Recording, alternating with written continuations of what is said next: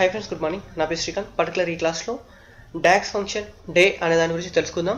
చూడండి, ఇక్కడ న్యూ కాలం క్లిక్ చేయండి. న్యూ కాలం క్లిక్ చేసిన తర్వాత డే అని టైప్ చేయండి. చూసారా, డే అని టైప్ చేయగానే returns A number of 1 to 31 representing date of the month. అంటే మనకి ఇందులో ఈ వాల్యూలో ఏ మంత్ ఏ డే అయితే ఉందో మనకి ఇక్కడ ఈ వాల్యూలో ఆ డే అనేది అది ఫస్ట్ డే అంటే 1 కానీ, సెకండ్ డే అయితే 2 కానీ డిస్ప్లే చేయడం జరుగుతుంది.